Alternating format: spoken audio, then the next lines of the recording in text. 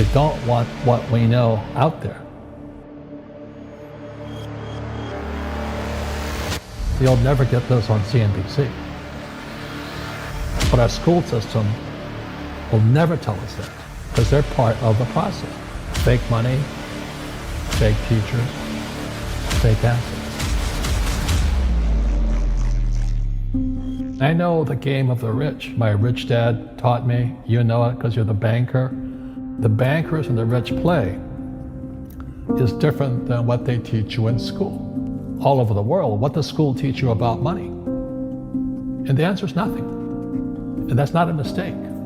That's not an accident. I knew that. Most people know that. The way to keep the poor and middle class working hard is never teach them what the rich know. So if you read Rich Dad, Poor Dad, which came out in 1997, it's what the rich teach their kids about money, the poor and middle class do not. Poverty hurts. I mean, I don't like it. And I don't like that our academic system's so corrupt. You know, we know the banking system's corrupt. We know politics is corrupt. But academics is just as corrupt. I mean, one thing if it's the banking and the politics, but this is where we send our children and we trust them to do the right things for them. And yet they're being not taught something so fundamental. Like you asked your dad when you were a kid, Dad, you asked your teacher, when are you going to teach us about money? And it was just never. Never. And they'll never will. You know something. What do you know? Share it. What is financial education? It's not get a job, work hard, save money, and invest in a well-diversified portfolio of stocks, bonds, mutual funds, and ETFs. The financial industry is two things, debt and taxes. In 1971, Nixon took the dollar off the gold standard, and the US dollar became debt. And we still tell kids to go to school, get a job, work hard, save money, and get out of debt. Now, who tells them to do that? That's the most ridiculous thing there is. The book starts and it says, lie number 1, saving money will make you rich. Yeah, it never will. You know that. All taught that as kids. Why would you save it and why would you work for it if they can print it faster than you can work for it? Why do you keep saving when they're printing it? The rich don't work for money. Don't you touch that stuff. It's very subtle, right? Yep. They don't say, I'm going to train you to be a worker bee the rest of your life, but they educate you in a way where that's what you come out. Right. What was he trying to do those first few months were you working for him? What was he trying to get across to you? Because he taught you the hard way about money. And she says, if you're going to be successful in your life, you've got to find the best teachers. And a great teacher is somebody who comes from the inside, not the outside. But in school, you don't know if your instructor is for real or not. That's where the fake teacher comes from. I said, I want you to teach me about money. So why should I teach you? He said, but if I teach you, you work for me for free. And I said, why for free? And my poor dad went nuts. He says, because if I pay you, you think like an employee. Your brain will change. If you learn never to work for money, you'll be a rich man. And this is powerful. Once you give someone a paycheck, their brain turns off. Correct. Because it's... And then the promise of a pension. Right. And job security. Which is kind of a paycheck in disguise. Correct. After you stop working. Give the man a fish, eats for the day, teach him to fish, eats for a lifetime. And most poor people confuse assets for liabilities. They think their home is an asset, it's actually a liability. Right. An asset is a noun, like a house. Cash flow is a verb. So to understand if it's an asset or liability, it takes a noun plus verb. So if the cash is flowing out of your pocket, it's a liability. If the cash is flowing into your pocket, asset, verb, it's an asset.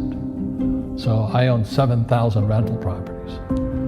Those are assets. Every month, the cash flows in. Whereas many people have the big house on the hill and the cash is flowing out. Right. And they're going broke. Right, it's like a frame of mind. The other thing the poor don't understand is the number 1 expense for most people is taxes. And yet we don't even see it. Isn't that weird? You walk around and you look at the paycheck and say, that doesn't seem right. And you don't realize that the government's got a huge hand in your pocket and you are doing nothing to minimize that. Again, this is what's very different about the rich and the poor. The rich don't work for money. His number 1 expense is tax. See, there's 3 kinds of income: earned, portfolio, passive. So earned income is if I get a job, that's earned income. If I'm a doctor or a programmer, that's earned income because I'm working for it. If I buy, let's say, Apple for $10 and I sell it for $20, that's portfolio income, capital gains. Yeah. But passive income, which is cash flow, is never taxed. And so these guys are screaming right now in America, tax the rich. I said, good luck. Because most of the guys complaining, they don't know there's three kinds of income. And the rich don't have jobs anyway.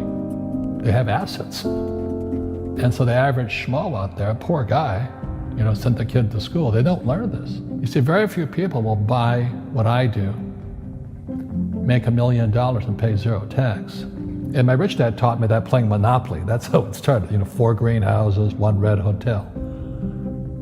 Or the McDonald's formula. I write about it here. McDonald's, Ray Kroc. Yeah. McDonald's is in the real estate business. So they sell hamburgers, but they buy real estate, so they pay no taxes. This guy Bezos, he's $16 billion. How much tax did they pay on that $16 billion? Zero.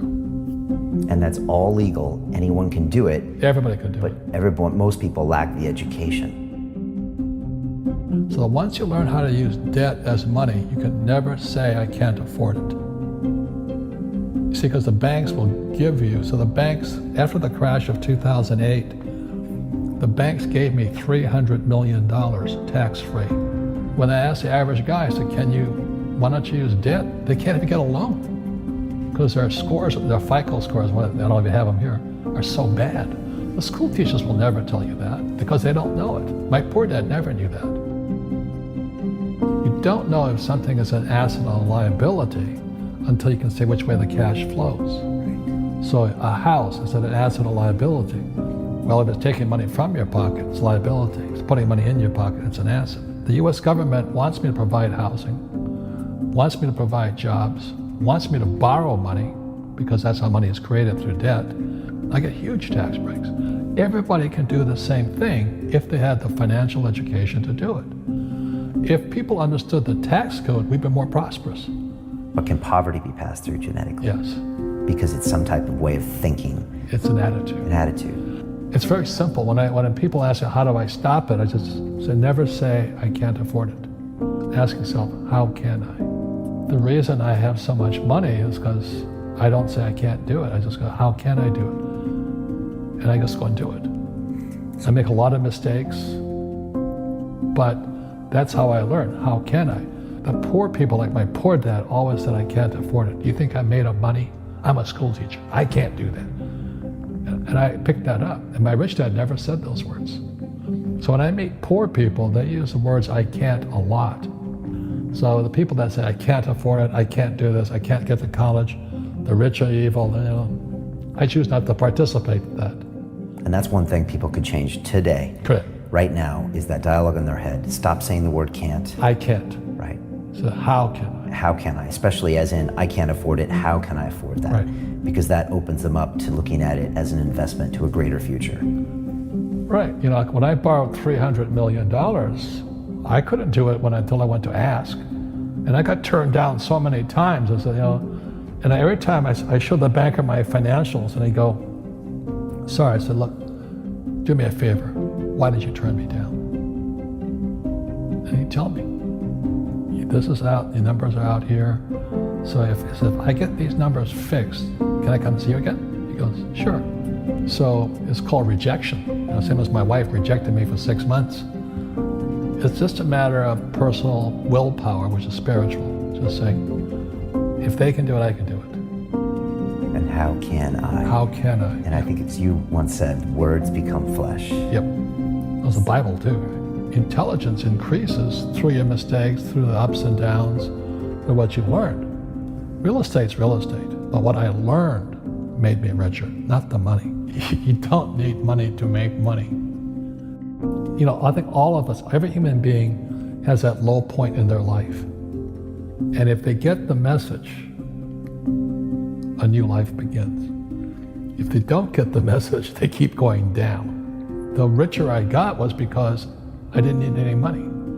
I could use this to make money. But how did I get there? Is I made a lot of mistakes. people are afraid of making mistakes and all this, fear of failing, it limits them. Yeah. Nice, so very nice. So many people trapped in the same device.